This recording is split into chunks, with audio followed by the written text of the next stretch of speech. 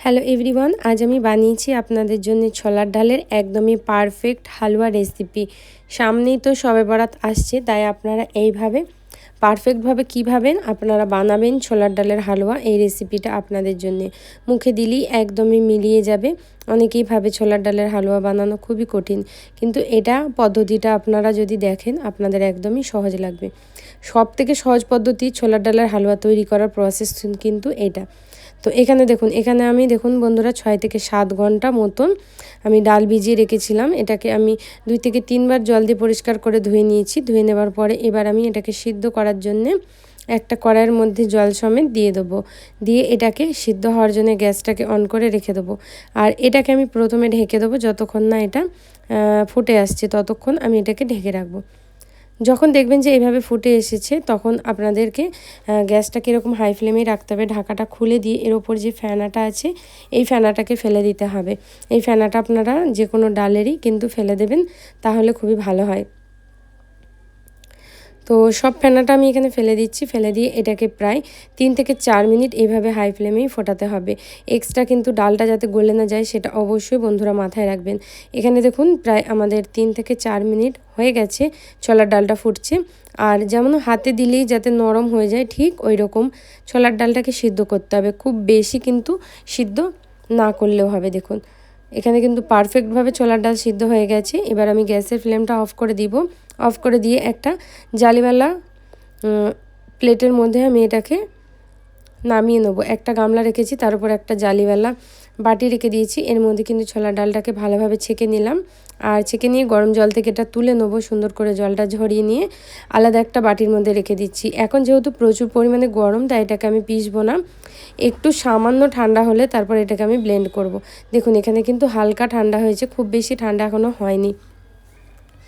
আপনারা চাইলে শিলের মধ্যেও পিষে নিতে পারেন। এখানে আমি মিক্সির ব্যবহার করব, যেহেতু মিক্সি আছে। শিলে খুবই বেশি টাইম লাগে, তাই অবশ্যই মিক্সিতে এইভাবে করে নেবেন। কোনো রকম কিন্তু এক্সট্রা জল দেওয়া চলবে না। ছোলার ডালটাকে আপনারা এরকম মিডিয়াম যদি সিদ্ধ করেন, দেখবেন পারফেক্ট একদমই গুঁড়ো গুঁড়ো হয়ে যাবে। তো চলুন আমি অর্ধেক অর্ধেক করে 2 বারে পিষে নেব। তো প্রথমটা দেখুন এখানে আমি ব্লেন্ডার জারের মধ্যে দিয়ে আমি পিষে নিয়েছি। কত সুন্দর ঝরঝরে হয়েছে দেখুন, দেখেই আপনারা নিশ্চয়ই বুঝতে পারছেন। তো এটাকে ঢেলে নিচ্ছি। দিয়ে দ্বিতীয় ব্যাচেও আমি সেম প্রসেস করে বাকি ছোলার ডালটাকেও কিন্তু পিষে নিয়েছি। এবার আমি এটাকে সাইডে রেখে দেবো, আর রেখে দিয়ে সরাসরি চলে যাব নেক্সট প্রসেসে। বন্ধুরা ভিডিওটা কিন্তু পুরোটা দেখে যাবেন, আর আমি যেমন স্টেপ বলবো আপনারা তেমনই ফলো করবেন। দেখবেন আপনাদেরও পারফেক্ট ডালের হালুয়া কোনো রকম কিন্তু খারাপ হবে না। তো এখানে দেখুন একটা কড়াই নিয়েছি। কড়াইয়ের মধ্যে সবার প্রথমে আমি দিয়ে দেবো হচ্ছে 3 চামচ মতো ঘি। এখানে আমি ঘিটা যেহেতু গাঢ় আছে তাই আমি 3 চামচ ব্যবহার করছি। যদি আপনাদের কাছে পাতলা থাকে তাহলে আপনারা একটু বেশি করে ঘিটা এখানে ব্যবহার করবেন। ঘিটা যখন দেখবেন যে সুন্দর করে মেল্ট হয়ে গেছে, তখন কড়াইয়ের গায়ে এইভাবে ঘিটাকে আমাদেরকে লাগিয়ে দিতে হবে।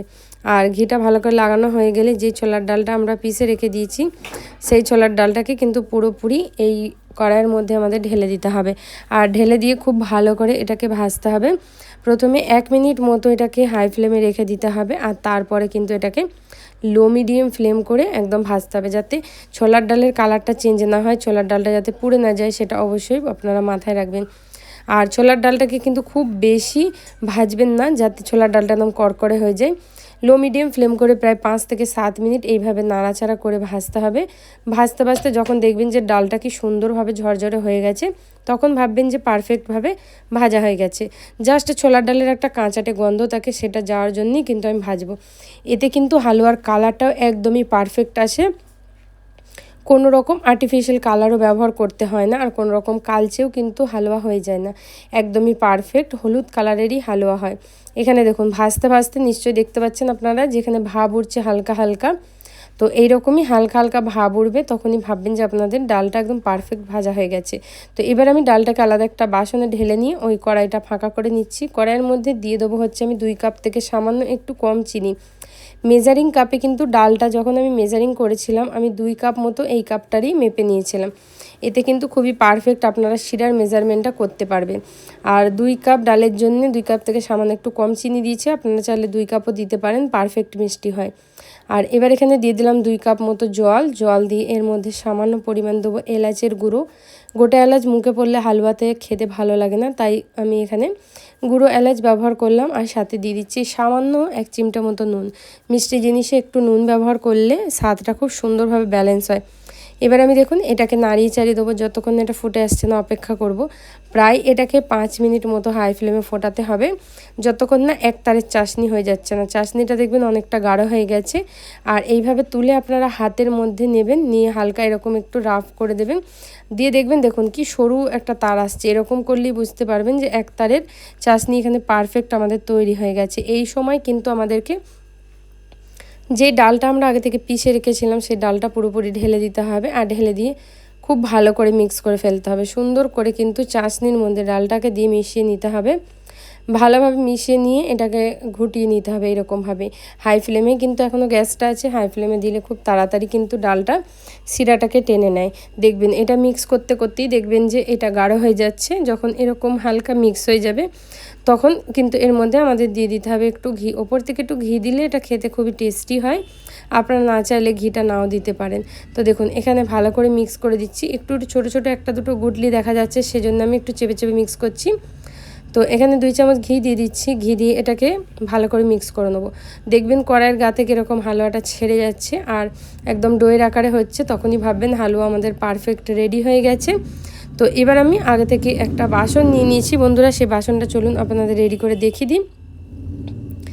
হালুয়ার ডো যখন দেখবেন যেরকম গাঢ় হয়ে গেছে তখন কিন্তু এর থেকে আর বেশি আপনারা রান্না করতে যাবেন না, তাহলে কিন্তু হালুয়াটা এখানেই জমাট বেঁধে যাবে আর সুন্দর পিস হবে না, একদম কিন্তু শক্ত হওয়া স্টার্ট হয়ে যাবে।